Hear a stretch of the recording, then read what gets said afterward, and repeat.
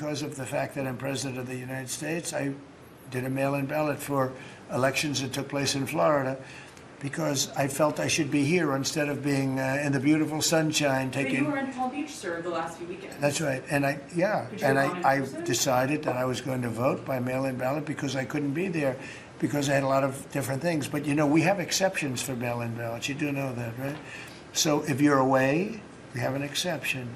If you're in the military, we have an exception. If you're on a business trip, we have an exception. If you're disabled, we have an exception. And if you're ill, if you're not feeling good, whatever. So I was away, mostly in Washington, D.C., so I used... Donald Trump completely lost control today.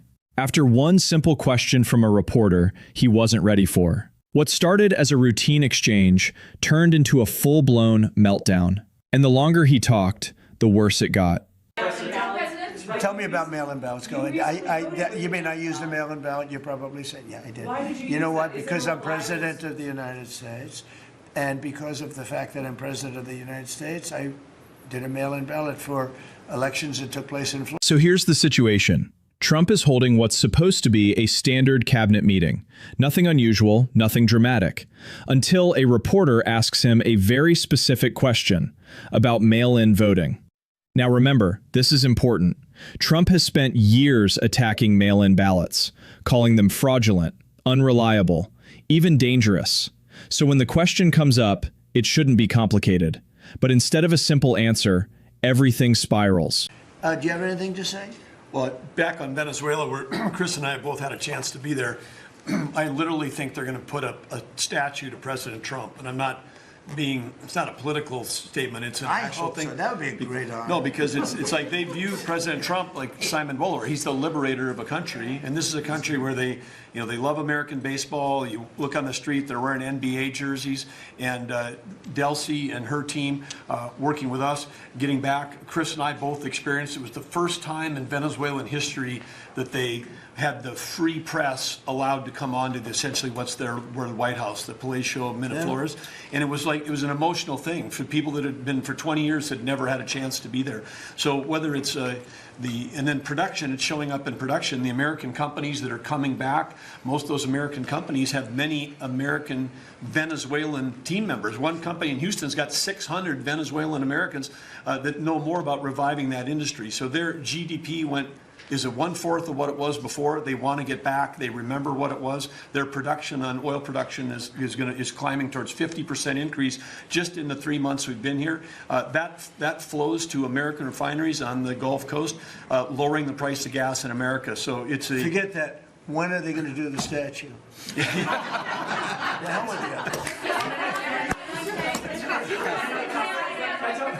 Let's slow this down, because what you just saw wasn't just a bad answer. It was a contradiction, happening in real time. Trump admits very clearly that he used a mail-in ballot, the same system he spent years attacking, the same system he's tried to restrict, the same system he's warned people not to trust. And when he's confronted on it, he doesn't deny it. He doesn't clarify it. He justifies it. His explanation? He was busy. He had responsibilities. He couldn't be there in person, so he used mail-in voting. Now pause right there, because that's the exact justification millions of Americans use. Work, travel, health, logistics. That's why mail-in voting exists. But when everyday people use it, he calls it fraud. When he uses it, it's perfectly reasonable. You can actually see the moment he realizes what's happening. The question isn't going away. The contradiction is obvious. And instead of addressing it directly, he starts rambling, listing exceptions,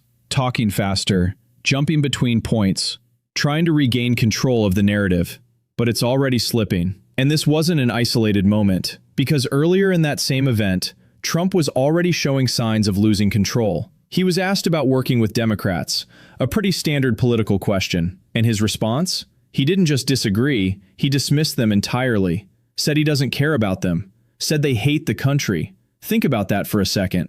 That's not strategy. That's not policy. That's raw emotion. And once you start noticing it, you see it everywhere in this exchange. The question comes in. Instead of answering it, he reacts to it, emotionally, defensively, aggressively. And every time he does that, he drifts further away from the actual point. At another point during the event, Trump starts talking about criticism he received, specifically about comments involving mental disability. Now, this could have been a moment to clarify, to walk things back, to reset the tone. Instead, he doubles down, says he has no problem saying those things, attacks the person again, and then pivots into insulting others entirely. This is where the structure completely breaks, because now it's not even about the original topic anymore.